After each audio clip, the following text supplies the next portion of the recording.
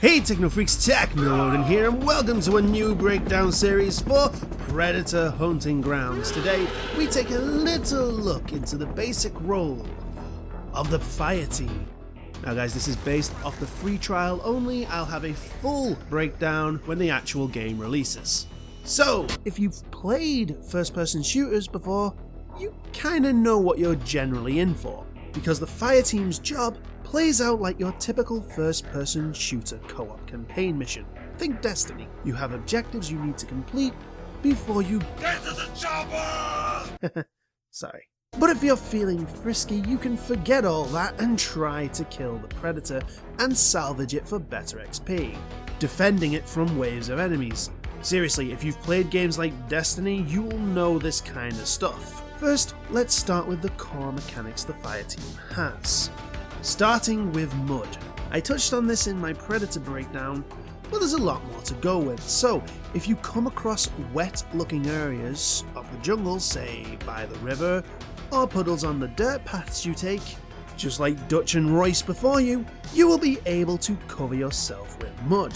This takes about 5 seconds to do, and once you're mudded up, you will be camouflaged against the Predator's heat vision and his TIS, or target isolation scan, gradually becoming more visible over the active time of 75 seconds, which, as we slightly covered in the Predator breakdown, is the same time as the TIS cooldown. I believe it also makes it harder for the AI to see you, because when they do see you, they will make comments about you wearing camouflage.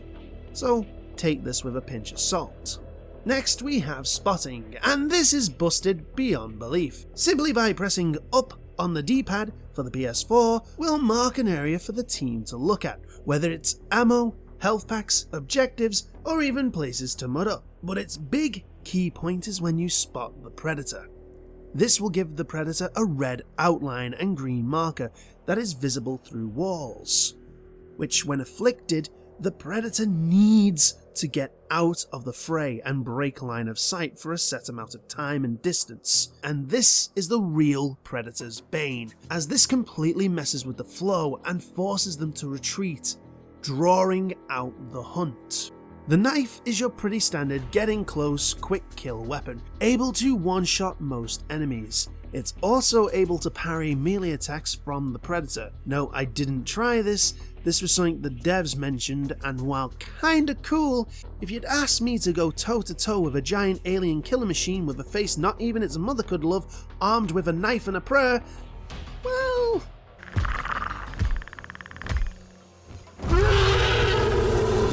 But jokes aside, this is your most valued weapon, because it's silent.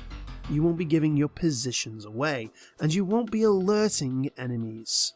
Not that it matters, because probably everyone else on your team will be about as stealthy as Godzilla tap dancing next to a pagoda, but hey, at least you'll be alive. Now the fire team consists of 4 classes: the well-balanced assault, the so stealthy he didn't appear in the beta recon, the nimble scout, and the sexual tyrannosaurus that is support.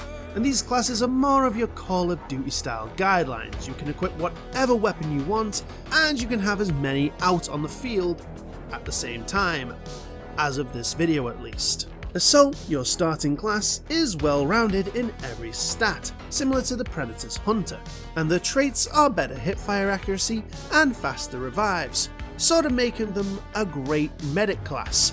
Pair this up with an ammo bag and a med bag alongside your self-healing stim pack, and it's going to be hard to keep the team down. The ammo bag does exactly that and gives you and your team access to more ammo in a pinch, while the med bag gives you and your teammates a healing point, giving them less need to use up their stim pack, which is your personal healing item, and without a med bag, your only real guaranteed healing option. Sure, there are first aid kits around the camps, but the Predator can destroy them, so you really have to rely on that stim pack. So yes, assault rocking all of these is a very strong medic option indeed, quickly rezzing teammates and dropping health so they can get into the fight again more quickly. Scouts, unlocked at level 11, are faster with more stamina, but extremely low on health and gear capacity. They deal more damage with secondary weapons and can switch weapons at a faster rate. Which, if you play competitive FPS games, you'll know that this makes this guy so much sniper material.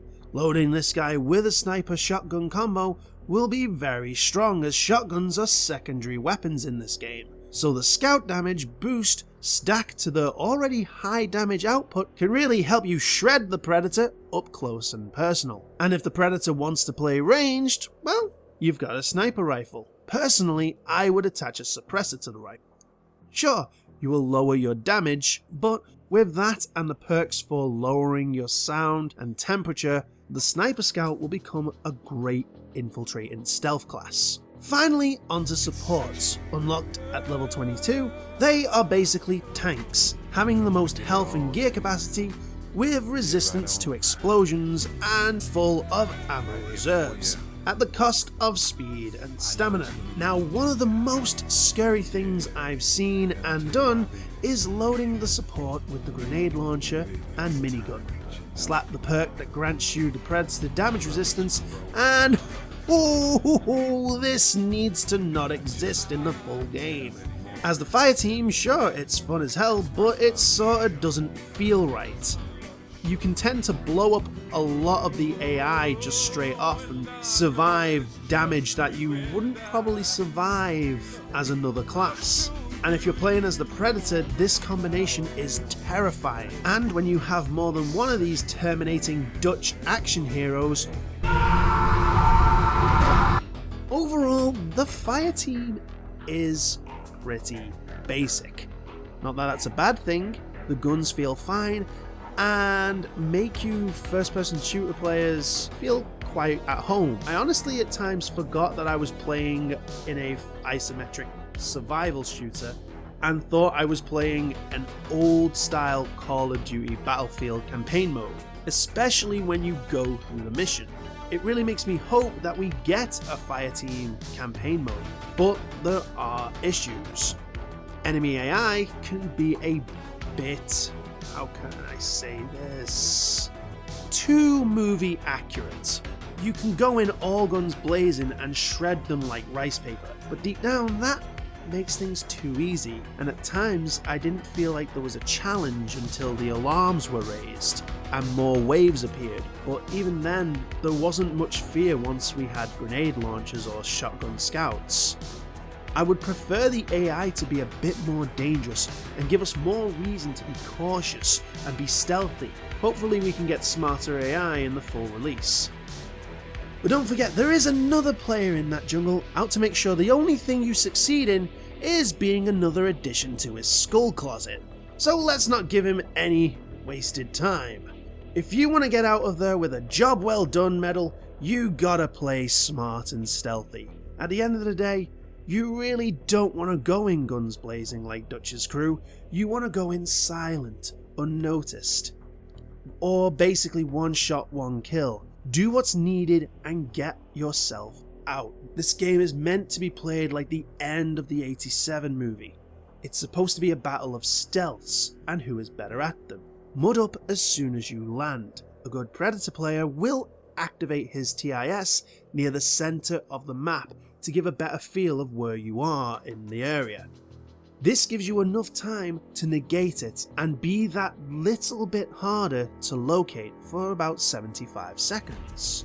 Predator can see gunfire in the distance, so limit it as much as possible. If you can, scout the area in silence.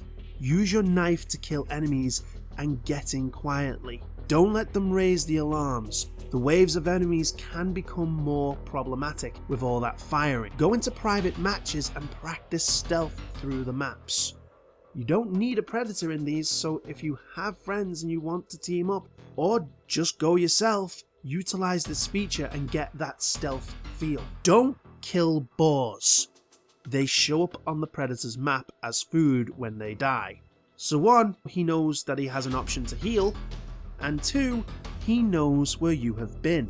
If you see the Predator, spot mark it and get your teammates on him, which if he's smart, he will break away from the fight, giving you more time to complete your objective. If you do take the Predator down, focus him hard. That self-destruct is no joke. Sure, you can escape the blast zone, but you lose the body. There's also a minigame to disable the self-destruct feature that, as a Predator player, I would not be sure if I like that feature. The self-destruct is the Predator's last hurrah. That can already be negated if the team focuses him. If he pulls it off, that was the fire team's fault. Why should they get another chance to reclaim the body? Anyway, once you kill the Predator, it's pretty simple. Kill the pretty easy wave of enemies and enjoy your moment of glory. I would personally like to see that wave be harder for a more challenge, but hey, we did just kill the main enemy, so enjoy the target practice. Keep all this in mind, and you'll show that if it bleeds, you can kill it. Okay, that's it for today's breakdown. Don't forget to subscribe, hit the bell thingy, and share this video. Also, if you have any tips and tricks you've found yourself, please share them in the comments section below. And finally, tune in next time where we basically cover both breakdowns all over again, but in more detail. Until that day, this has been Techno Odin. Stay safe.